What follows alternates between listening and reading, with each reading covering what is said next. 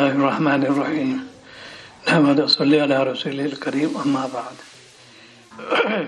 آج کا عنوان حرام کا چل رہا ہے، حلال و حرام۔ امت مسلمہ حرام مبتلا ہے، اتنی چیزیں مختلف شعبے ہیں اس کے، مختلف ذرائع حرام کھانے کے، سے بچو۔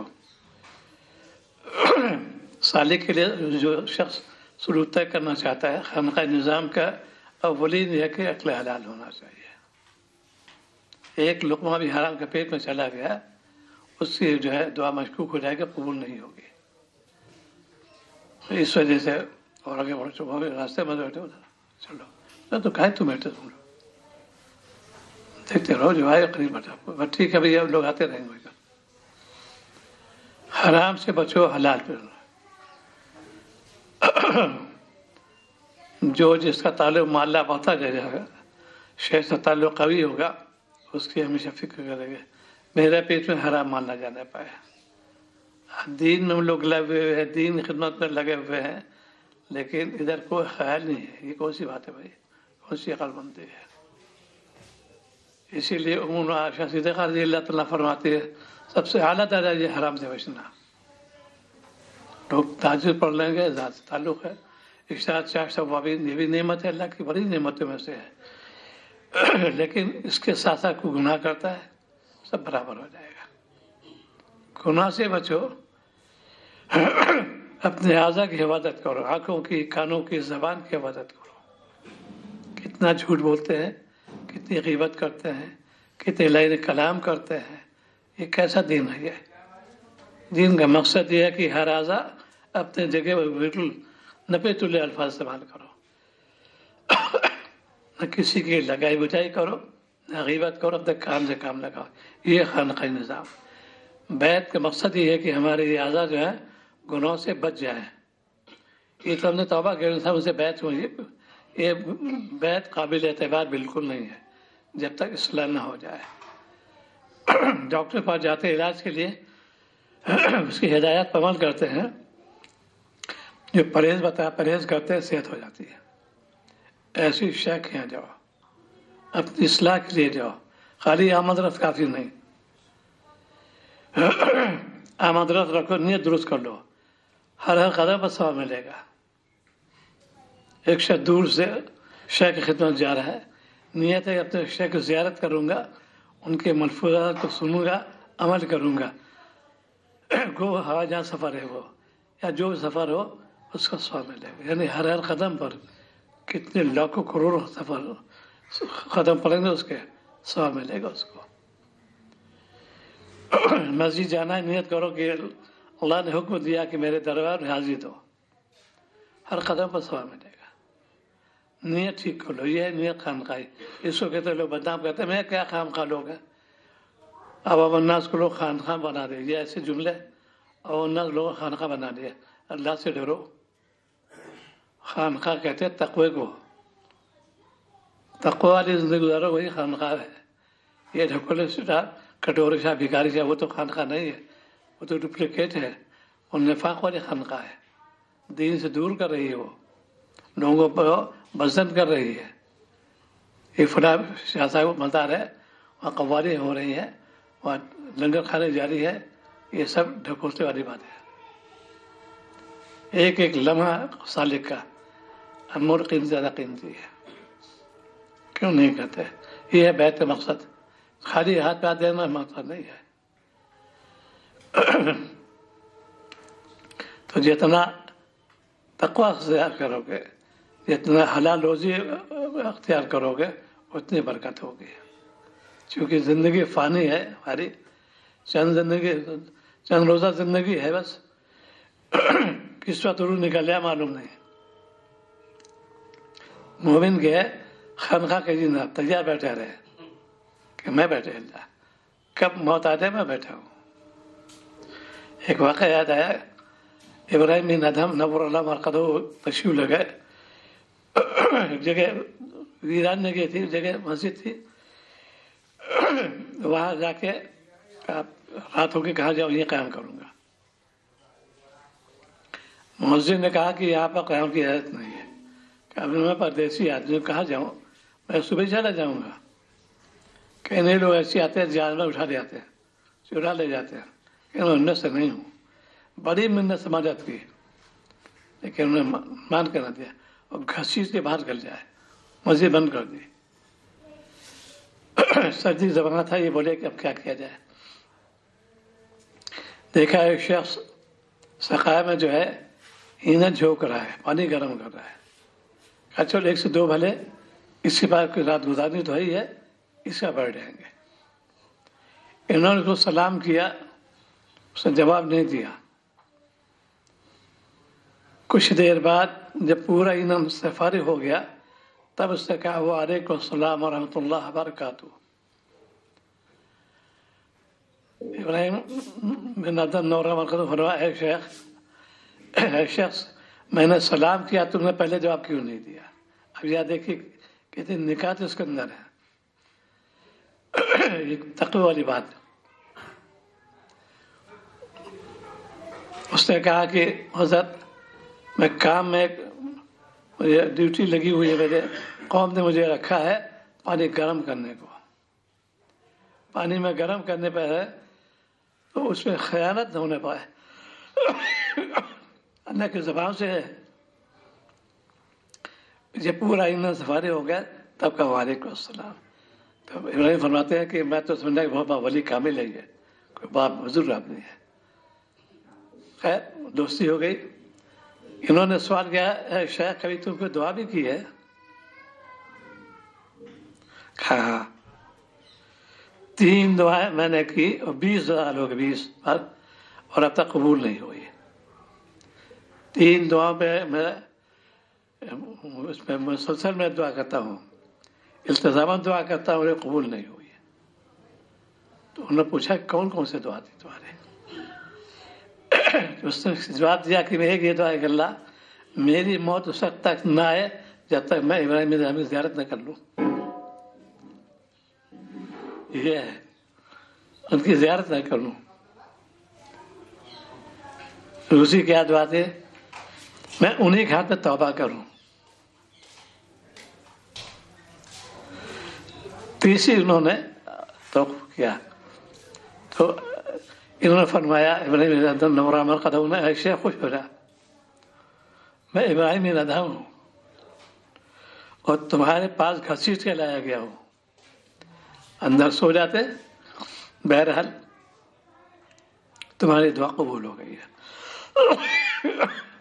انہوں نے فوراً کہا کہ حضرت مجھے توبہ کرا دیجیے. انہوں نے توبہ کرا دی. پھر انہوں نے پوچھا تیسری کیا دعا ہے؟ اس نے ہاتھ اٹھائے اور دعا کی اللہ تعالیٰ آپ نے میری 2 دعائیں پوری کر دی, تیسری بھی پوری کر دیجیے. وہ یہ تھی انہیں کی موجودگی میں انتقال ہو,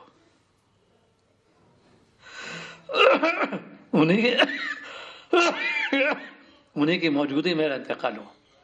تمہیں انتقال ہو گیا. ایک دعا 20 ساری سی دعا جلدی مت کرے, مالک سے مانگتا رہے, کھولے یا نہ کھولے در, اس پہ ان کی تیری نظر, تو اپنا کام کر, یعنی صدا لگائے جا. تم مانگتے رہو, تعجیل تاخیر تو ہوتی رہتی ہے. 20 سال تک جس نے کیا تو ظاہر کے وقت چاہیے بھی ذرا, اور یہ نہیں کبھی مانگنی ہے, مسلسل دوامن. یہ ہے ایک تو 2 چیزیں حلال والی بات, لمحہ کو ضائع نہیں کیا کہ خیانت نہ ہونے پائے. آج کے ہمارے کیا باولے ہو گئے, سوال کے کیا آج اتنی دیر ہاتھ رک جائے گا جواب دینے میں, ہاتھ رک جائے گا تو برداشت نہیں کیا انہوں نے. یہ خانقاہ نظام. اللہ تعالیٰ سے ڈرو, اتقوا اللہ اسی لیے کہا ہے, تو اپنے آپ کو گناہوں سے بچاؤ. حرام مال سے بچو گے تو قلب میں داعیہ پیدا ہوگا, طاعت سے رغبت ہوگی, ایک سے ایک نکات اللہ تعالیٰ پھر سے قلب میں لگا کریں گے. قلب کے اندر اس کے اندر ایک خوبی پیدا ہو جائے گی اور نورانی سے بھر جائے گا, اس کا اثر ظاہر ہوگا. اسی لیے اللہ والوں سے نور ہوتا ہے. قلب میں گناہ تو ہے نہیں، طاعت میں لگے ہوئے اس کا عکس آئے گا باہر، نورانی چہرہ ہو جاتا ہے. اسی لیے جب بھی کوئی کام کرو گناہ سے بچو، زبان کی حفاظت کرو، جھوٹی بات مت کرو، کسی پہ غیبت مت کرو، لگائی بجھائی مت کرو، تنقیص مت کرو، یہ منع ہے. یہ ہے بیعت کا مقصدات. لوگ اس سے درخواست آتی رہتی ہے بیعت کر لیجیے. ارے بھائی اللہ کے بندے بیعت جانتے ہو کس کا ہے؟ بیعت مشتق ہے بیع سے. بیع کے معنی بیچنے کا کیا چیز بیچا؟ انسان نے بیچنا حرام ہے، خریدنا حرام ہے. جہاد کے علاوہ تو مستثنا الگ ہے.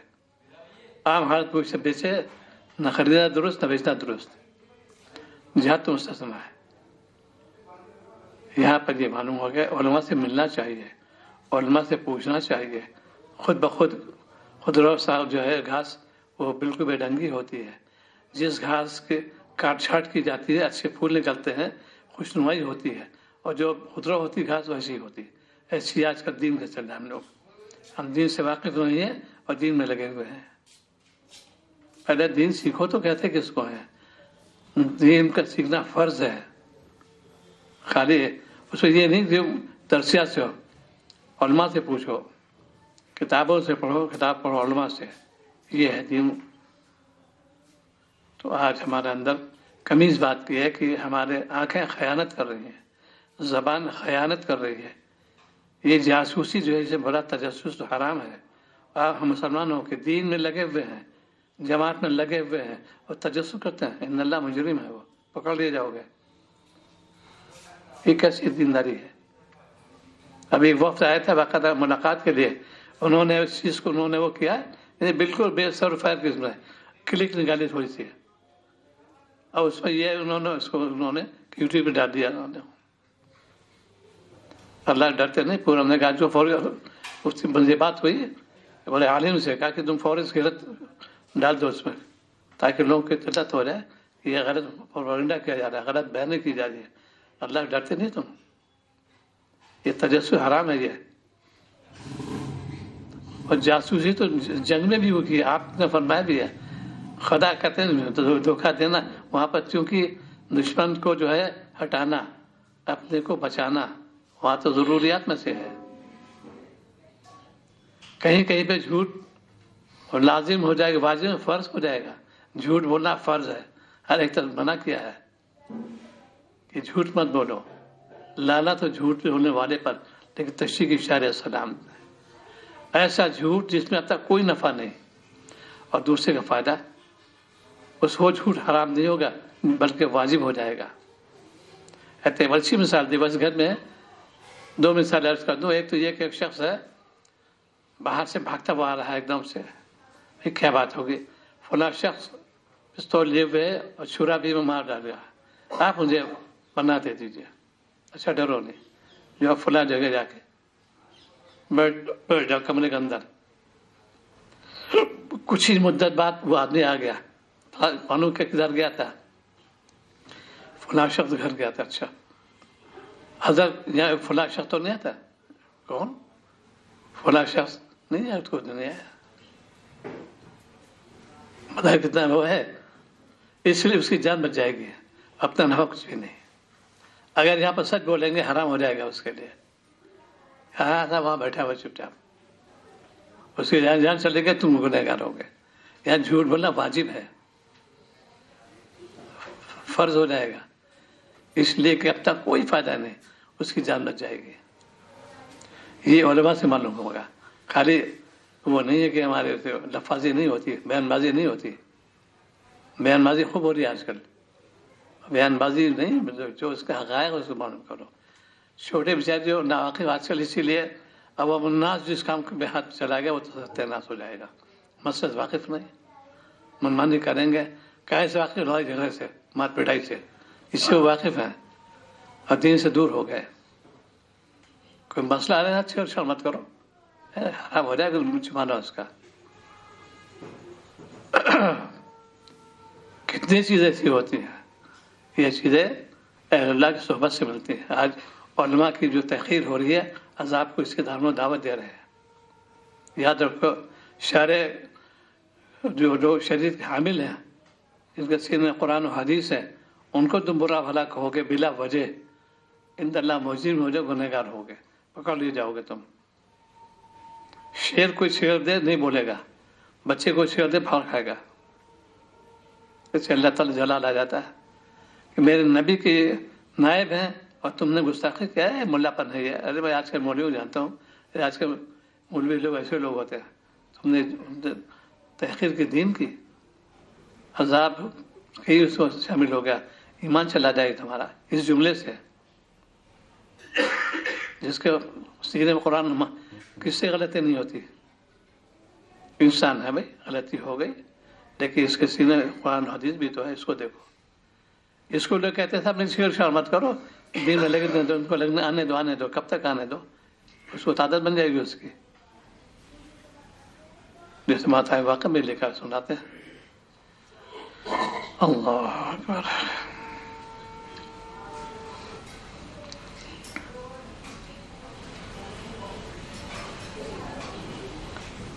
ایک چھوٹی سی بات تھی اس میں،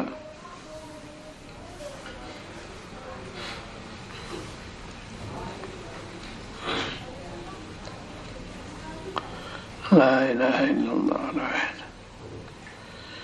ملازمت میں کام چوری کے یہ بھی حرام ہے، کوئی بھی شعبہ ہو۔ ایک شخص کسی جگہ ملازم ہے تو ڈیوٹی کے اوقات ہیں 8 گھنٹے کے، وہ پورے کے پورے ملازمت کے کام میں صرف کرے۔ اب کوئی آدھا گھنٹہ کسی وقت سے بچاتا ہے، دیر سے جاتا ہے، جلدی واپس آتا ہے، اور بیچ میں بھی محکمے کے کام کرنے کے بجائے اپنے ذاتی کام کر رہا ہے یا ملاقات کرنے کے لیے اٹھ کر چلا گیا، چاہے نفل پڑھنے کے لیے کیوں نہ ہو، تو اس لیے ناجائز حرام ہے۔ فرض نماز تو ٹھیک ہے، لیکن ڈیوٹی کے اوقات میں نوافل پڑھنے کے لیے یا تلاوت کرنے کے لیے آ گیا تو اس کے لیے حرام ہے۔ ہم لوگ علیہ صاحب کیسے مولوی ہے کہ قرآن پاک کو منع کرتے ہیں؟ مسئلہ تو یہی ہے، مسئلہ جانتے نہیں۔ ہم لوگ علیہ صاحب تو اچھا کام کر رہے ہیں، تلاوت کر رہے ہیں، ذکر میں لگے ہیں، تلاوت کر رہے ہیں، یہ مسئلہ یہ بتا رہا ہے، اس سے بچنا چاہیے۔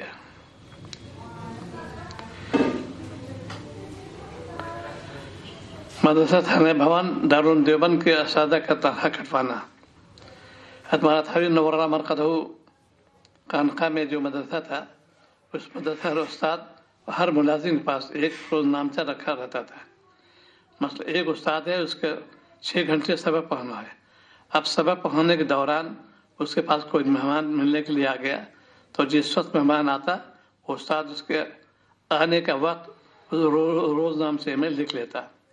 یہ مہمان رخصت ہو کر واپس چلا جاتا، اس کے جانے وقت بھی نوٹ کر لیتا۔ سارا مہینہ وہ اسی طرح کرتا۔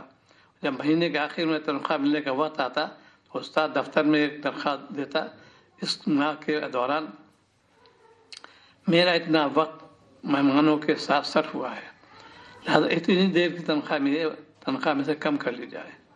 اس طرح ہر استاد، ہر ملازم درخواست دے کر اپنی تنخواہ کٹواتا۔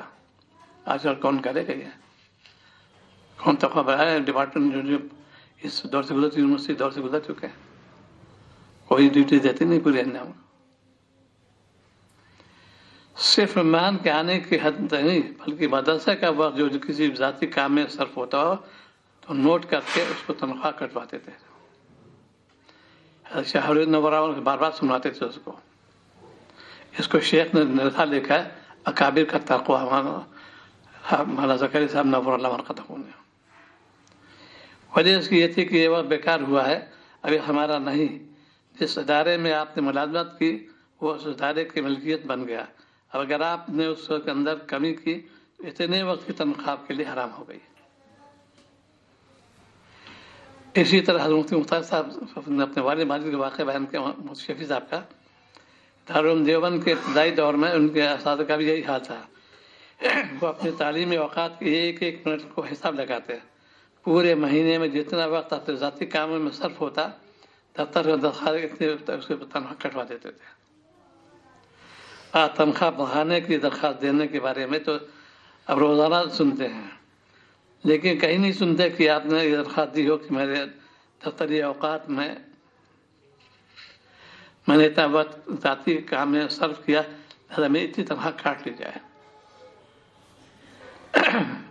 یہ فائدہ ہوتا ہے بیعت ہونے سے، اللہ والا صحبت سے۔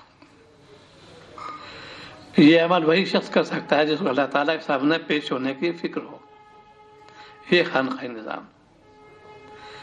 آج ہر شخص اپنے غریبہ میں ملازمت دے کے مزدوری کرنے والے، ملازمت کرنے والے لوگ کتنا وقت دیانتداری کے ساتھ اپنی ڈیوٹی پر صرف کر رہے ہیں۔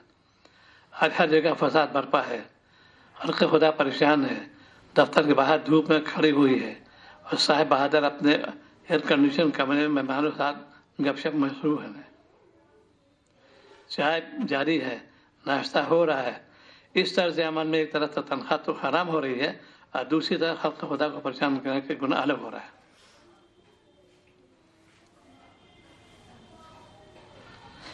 اللہ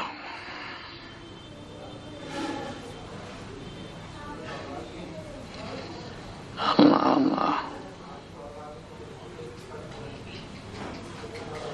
چند چیزیں جو ہے چھوٹی چھوٹی باتیں اس لیے سنیں تاکہ یاد ہو جائے۔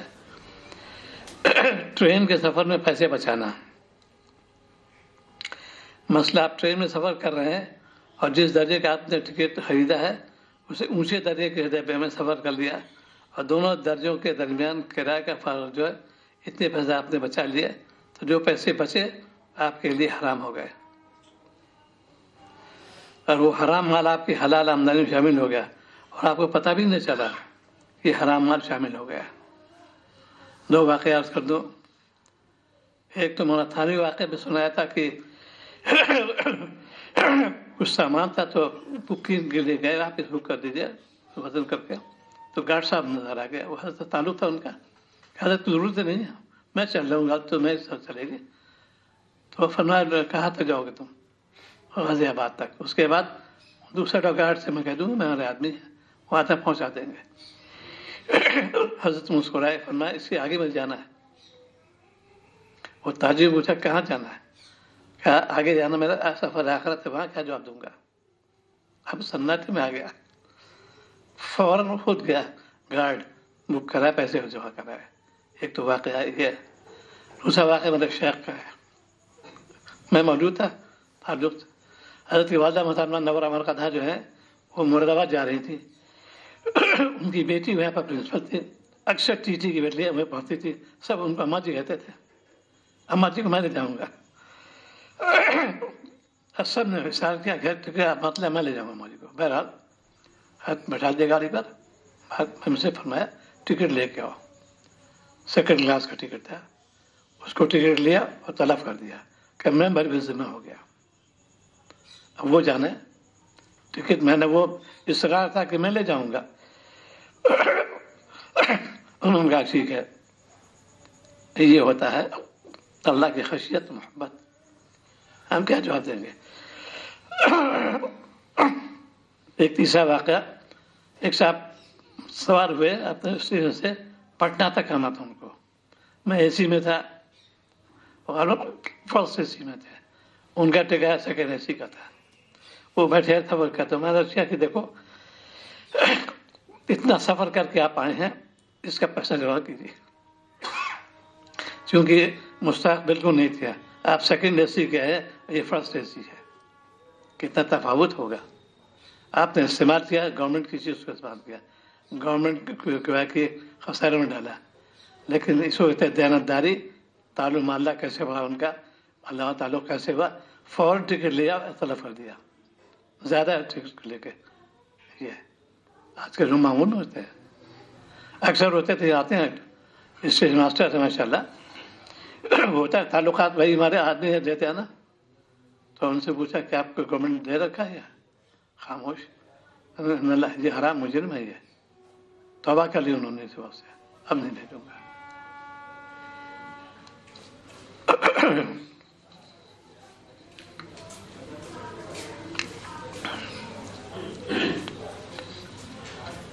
سرکاری دفاتر کا حال، اس کا آپ سے دوسری بات سناؤں گا۔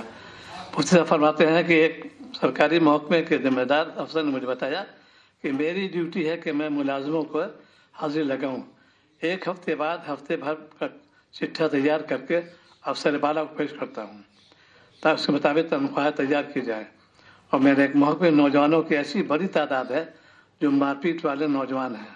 ان کا حال یہ ہے کہ اول تو دفتر میں آتے ہی نہیں، اور کبھی آتے بھی ہیں تو 1-2 گھنٹے کے لیے آتے ہیں، اور یہاں کر بھی یہی کرتے ہیں کہ دوستوں سے ملاقاتیں کرتے ہیں، کینٹین میں بیٹھ کر گپ شپ کرتے ہیں، مشکل سے آدھا گھنٹہ دفتری کام کرتے ہیں اور چلے جاتے ہیں. میں نے حاضری کے رجسٹر میں لکھ دیا کہ یہ حاضر نہیں ہوئے تو وہ لوگ پستول اور ریوالور لے کر مجھے مارنے کے لیے آ گئے اور کہا میری حاضری کیوں نہیں لگائی، فوراً میری حاضری لگاؤ. آپ مجھے بتائیے کہ میں کیا کروں. اگر حاضری لگاتا ہوں تو جھوٹ ہوتا ہے، اگر نہیں لگاتا اس لوگوں کا انتقام غضب کا نشانہ بنتا ہوں. میں کیا کروں. آج ہمارے دفتروں کا یہ حال ہو رہا ہے.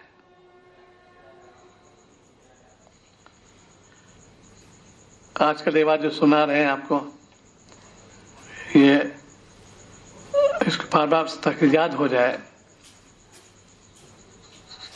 ابھی 2 باتیں ہیں. اکل حلال کے ثمرات و برکات. کھانا حلال سے کیا کیا فائدے ہیں؟ نمبر 1، حلال کھانے سے فائدے ہیں. نمبر 1، اچھے اخلاق پیدا ہوتے ہیں، برے اخلاق سے نفرت ہوتی ہے. نمبر 2، نیک اعمال میں کی توفیق ملتی ہے.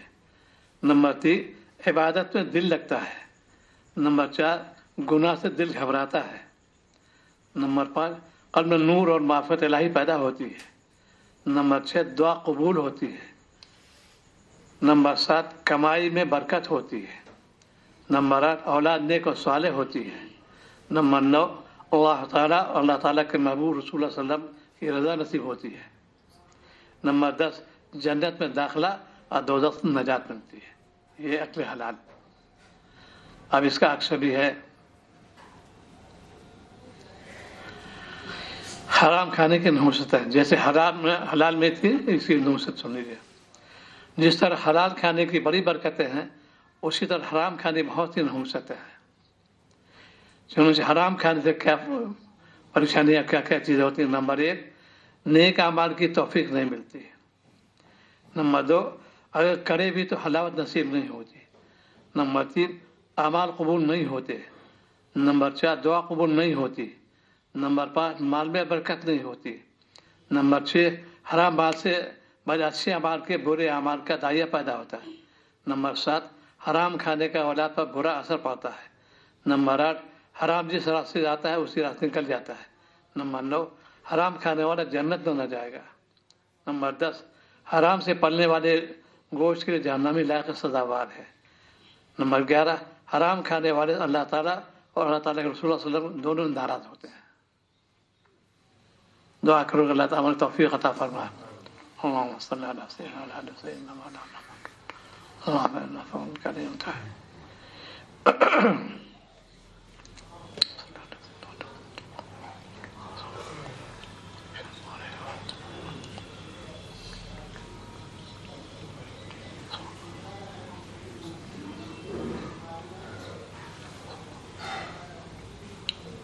صلى الله تعالى. أسأل الله العظيم رب العرش العظيم أن يشفيه. أسأل الله العظيم رب العرش العظيم أن يشفيه. أسأل الله العظيم رب العرش العظيم أن يشفيه. أسأل الله العظيم رب العرش العظيم أن يشفيه. أسأل الله العظيم رب العرش العظيم أن يشفيه. أسأل الله العظيم رب العرش العظيم أن يشفيه. أسأل الله العظيم رب العرش العظيم أن يشفيه. لا بأس إن شاء الله.